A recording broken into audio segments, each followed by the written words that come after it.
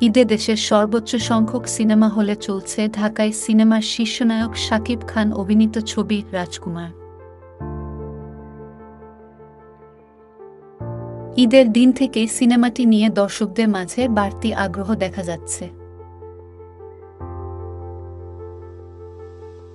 Single screen ও মাল্টিপ্লেক্সে ঈদের দিন থেকেই হাউসফুল যাচ্ছে সিনেমাটি। হিমেল আশরাফ পরিচালিত এ ছবিতে প্রথমবারের মতো মার্কিন অভিনেত্রী কোর্টনি কফির সঙ্গে জুটি বেঁধেছেন শাকিব খান।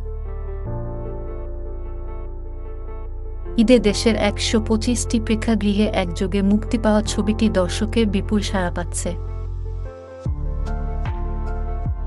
ভক্তদের এমন ভালোবাসায় অভিভূত শাকিব খানের মার্কিন নায়িকা কোর্টনি কফি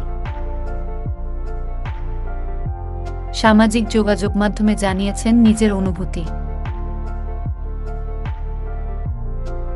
রাজকুমার সিনেমা দিয়ে গোটা বাংলাদেশ নিজেকে চিনেছে বলে মন্তব্য করেছেন কোর্টনি। এক ভিডিও বার্তায় তিনি বলেন, আমি আনন্দিত এবং উচ্ছ্বসিত। রাজকুমার সিনেমার মাধ্যমে বাংলাদেশের সব ধরনের জনগণ আমার নাম জেনেছে। সবাইকে ধন্যবাদ। বিষয়টি আমাকে গর্বিত করেছে। এরপর বাংলা ভাষায় অভিনেত্রী আরও বলেন, সবাইকে আমার হৃদয় থেকে ভালোবাসা ও ধন্যবাদ। আপনারা সবার প্রিয় রাজকুমার সিনেমাটি সুপারহিট করবেন বলে আমি আশাবাদী। এদিকে রাজকুমারের সাফল্যের রেশে উচ্ছ্বসিত শাকিব খান দর্শকদের প্রতি জানিয়েছেন কৃতজ্ঞতা। সোমবার সকালে সমাজ মাধ্যমের পাতায় ঢালিউড সুপারস্টার লিখেছেন, অবিরামভাবে মিলিয়ন মিলিয়ন ভালোবাসা পাচ্ছে রাজকুমার। প্রিয় দর্শকদের জন্যই এটা সম্ভব হয়েছে। সবাইকে ভালোবাসা।